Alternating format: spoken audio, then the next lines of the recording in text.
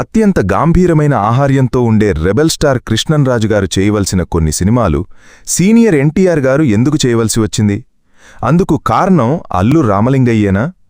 Video మొదలుపెట్టే ముందు ఎన్టీఆర్ గారు, కృష్ణన్రాజు గారు అండ్ అల్లు రామలింగయ్య గారు వీళ్ల ముగ్గురులో మీ ఫేవరెట్ యాక్టర్ ఎవరో, వీళ్ల సినిమాల్లో మీకు బాగా ఇష్టమైన సినిమా ఏదో కామెంట్ చేయండి. డైరెక్టర్ రాఘవేంద్రరావు గారు కృష్ణన్రాజు గారికి సూట్ అయ్యే, కృష్ణన్రాజు గారితో తీయాలనుకున్న ఎన్నో కథలను ఎన్టీఆర్ వైపు డైవర్ట్ అయ్యేలా చేసిందెవరు? ఆ సినిమాల్ని కృష్ణన్రాజు గారితో అనుకుని ఆయనతో కాకుండా ఎన్టీఆర్ గారితో రాఘవేంద్రరావు గారు తీయడానికి గల కారణాలేంటి? ఈ విషయాల గురించి ఇప్పుడు మనం డీప్గా విశ్లేషిద్దాం.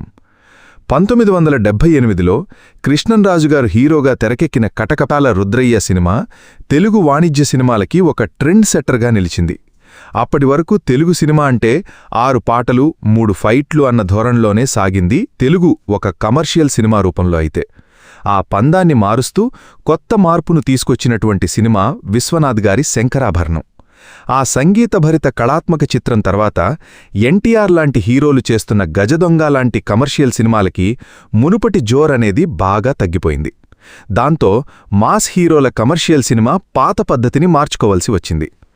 అక్కడి నుండి రొటీన్గా వెళ్తున్నటువంటి ఈ తెలుగు సినిమా పద్ధతులని మార్చే పనిలో పడ్డారు తెలుగు దర్శకులంతా కూడా.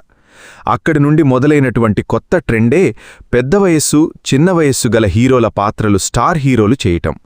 అంతర్మథనపడే లీడ్ క్యారెక్టర్స్లో డ్యూయల్ రోల్స్ అనేవి స్టార్ హీరోలు చేయటం అనే ట్రెండ్ మొదలైంది.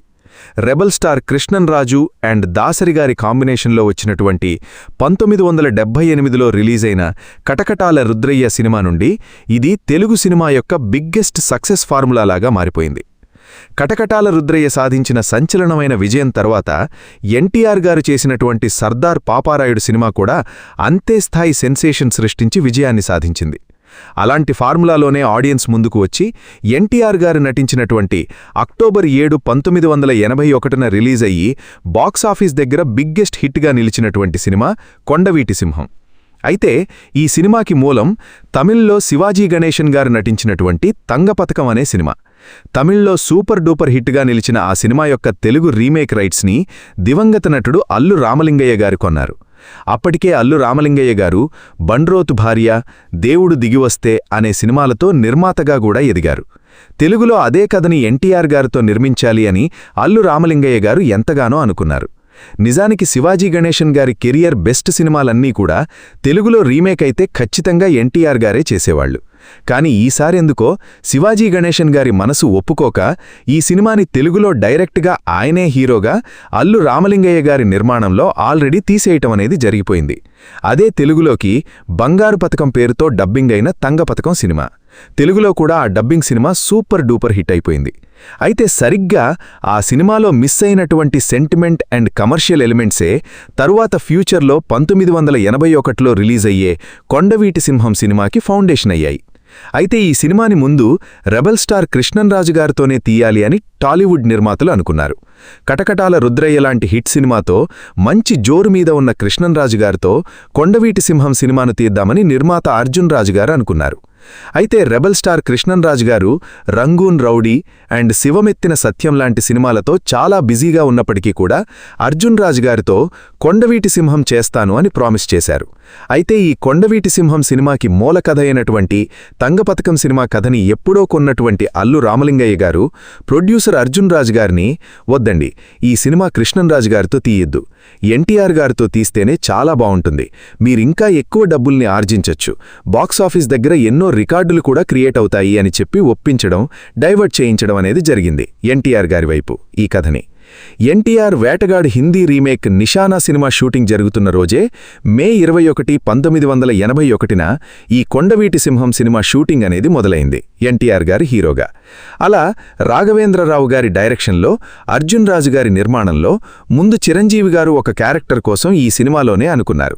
కానీ చిరంజీవి గారిని తప్పించి మోహన్ బాబు గారిని ఆ క్యారెక్టర్లో పెట్టి ఎన్టీఆర్ గారిని పెద్ద కొడుకుగా అలాగే మెయిన్ హీరోగా 2 ద్విపాత్రాభినయ క్యారెక్టర్స్ చేయించి మంచి మాస్ సినిమాగా తీర్చిదిద్ది కమర్షియల్ ఎలిమెంట్స్ ఎక్కడా కూడా తగ్గకుండా చూసుకుని ఈ సినిమా బాక్సాఫీస్ దగ్గర బిగ్గెస్ట్ హిట్ అయ్యేలా ఈ సినిమాని చిత్రీకరించారు మేకర్స్ ఎన్టీఆర్ గారితో. అలా అత్యంత త్వరగా షూటింగ్ జరుపుకుని ఆడియన్స్ ముందుకు వచ్చినటువంటి కొండవీటి సింహం సినిమా బాక్సాఫీస్ దగ్గర సూపర్ డూపర్ హిట్గా నిలిచి ఎన్టీఆర్ గారి అకౌంట్లో మరొక కమర్షియల్ సక్సెస్గా పేరు తెచ్చుకుంది ఈ ఫిల్మ్. ముఖ్యంగా క్లైమాక్స్లో పెద్ద ఎన్టీఆర్ చనిపోవటం అనే సీన్ని ఆడియన్స్ థియేటర్లో చాలా ఏడవటం అనేది జరిగింది. ఆ సినిమాని చూసిన వాళ్లే మళ్లీ చూస్తున్నప్పటికీ ఆ సీన్ వచ్చినప్పుడల్లా ముందు చూస్తున్నప్పుడు ఏడ్చిన వాళ్లే ఈసారి ఇంకా ఎక్కువగా ఏడవటం అనేది జరిగేది థియేటర్స్లో.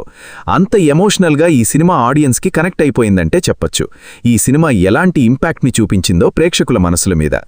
సీనియర్ ఎన్టీఆర్ గారి మాస్ ఇమేజ్కి కూడా ఈ సినిమా ఎంతగానో ప్లస్ అయిందనే చెప్పాలి. అలా బాక్సాఫీస్ దగ్గర సంచలనం సృష్టించినటువంటి ఈ సినిమా ఓవరాల్గా ఇండస్ట్రీ హిట్నైతే మిస్ చేసుకుంది, కానీ బ్లాక్ బస్టర్ సక్సెస్నైతే దక్కించుకుంది.